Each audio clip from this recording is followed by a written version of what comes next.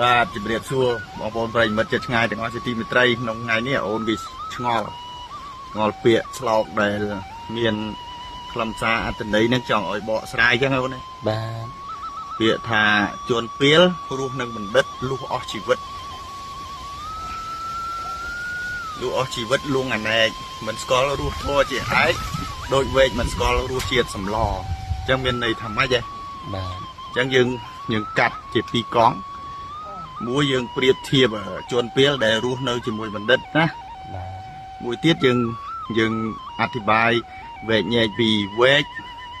ដែលត្រាំនៅក្នុងសម្លហើយអត់ស្គាល់រសជាតិសម្លហ្នឹងហើយចឹងវាពីរវគ្គទី1ជួនពីលដែលរស់នៅក្នុងរស់នៅជាមួយបណ្ឌិតណាលុះអស់ជីវិតមួយជីវិតដែលគាត់រស់នៅហ្នឹងណាក៏គាត់មិនស្គាល់រសជាតិធម៌ជាឯកធម៌នឹងយ៉ាងណាសូម្បីថាឯកនាមកੰសពេសតាហារថេកាហ្នឹងក៏មិនដឹងដែរថាលេខ1គឺអាហារសពសត្វទាំងអស់រស់បានដោយសារអាហារហ្នឹងក៏គាត់អត់ដឹងដែរចឹងទេជួនពេលហ្នឹងគឺគិតតែប្រព្រឹត្តនៅអំពើអាក្រក់ខួរក្បាលរបស់ខ្លួនហ្នឹងអ៊ីសាចំណែនឈ្នាននេះតោសៈលោភៈមោហៈពេញខ្លួនហ្នឹងហើយក្រោតខឹងវង្វេងផន់អវិជ្ជាចូលនៅក្នុងខួរក្បាលហ្នឹងគេហៅថាមនុស្សពេលហ្នឹងណែកបណ្ឌិតអត់ទេបណ្ឌិតមនុស្សដែលមានគុណធម៌មនុស្សដែលមានមេត្តាករុណាពេញខ្លួនហ្នឹងហ្នឹងយល់ទេយល់ហ្នឹងហើយអញ្ចឹងបើសិនជាជួនពេលហ្នឹងមិនកែប្រែអប់រំចិត្តឲ្យទៅជាបណ្ឌិតទេគឺរស់នៅមួយជីវិតហ្នឹងក៏មិនស្គាល់រសធម៌ជាឯកដូចវែកមិនស្គាល់រសជាតិសម្លចឹងអញ្ចឹងយើងអត្ថាធិប្បាយអំពីវែកដែលមិនស្គាល់រសជាតិសម្លប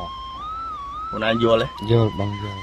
វែកវាត្រាំនៅក្នុងសម្លហ្នឹងសម្លម្ជូរគ្រឿងសម្លប្រហើសម្លកកូរឬសម្លការីសារម៉ាន់អីក៏ដោយក៏គ្មានដឹងដែរអត់ដឹងវែកហ្នឹងអត់ដឹងទេអត់ដឹងទេហ្នឹងហើយអញ្ចឹងបានថាលុះត្រាណាតែយើងមនុស្សឲ្យយកមកលិតលក់អណ្ដាតបានដឹងរសជាតិសម្លហ្នឹងយ៉ាងណាអញ្ចឹងវែកហ្នឹងមនុស្សពេលហ្នឹងគេប្រៀបធៀបដូចជាវែកចឹងបាទត្រាំនៅក្នុងសម្លតែគ្មានដឹងរសជាតិសម្លហ្នឹងយ៉ាងណាឡើយជួនពេលក៏ដូចនោះដែរអញ្ចឹងបានមានពាក្យកាមួយទៀតថាគប់ប្រាជ្ញនាំប្រាណឲ្យបានសុខគប់ពេលនាំស្ដុកចិត្តមួហ្មងគប់ប្រាជ្ញនាំឃ្លាតចាក់បាបផងគប់ពេលសៅហ្មងជាប្រក្រដីឃើញទេបាទអញ្ចឹងយើងគួរណាស់តែខ្សែគប់លោកដែលជាអ្នកប្រាជ្ញហ្នឹងហើយផ្លូវធរក្តីផ្លូវលោកក្តីបាទចុះលោកអ្នកប្រាជ្ញមួយដែលរកឃើញគណិតវិទ្យានោះមួយទស្សនវិជ្ជាអីបាទដូចស្អីនេះដូចសូក្រាតហ្នឹងដល់គាត់រកឃើញទៅគាត់សប្បាយចិត្តពេកគាត់ងើបពីទឹកមកទាំងស្រាតហើយគាត់ស្រែកថាខ្ញុំរ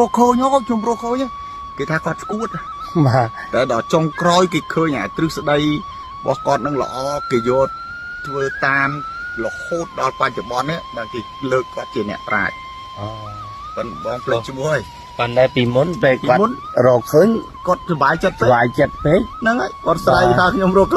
កឃើញគេថាគាត់មនុស្សស្គួតមនុស្សកលចរិតហ្នឹងហើយបាទអញ្ចឹងទេយើងត្រូវសិក្សាស្រាវជ្រាវអំពីគុណធម៌អំពីទស្សនវិជ្ជាខាងផ្លូវលោកផ្លូវធម៌អីហ្នឹងឲ្យបានច្បាស់លាស់ហើយយើងត្រូវមានគុណធម៌នៅក្នុងខ្លួនមានមេត្តាករុណាទៅគេហៅថាមនុស្សដែលល្អមិនបាច់ទៅដល់ជាបណ្ឌិតក៏ល្អដែរបាទអរគុណជម្រាបលា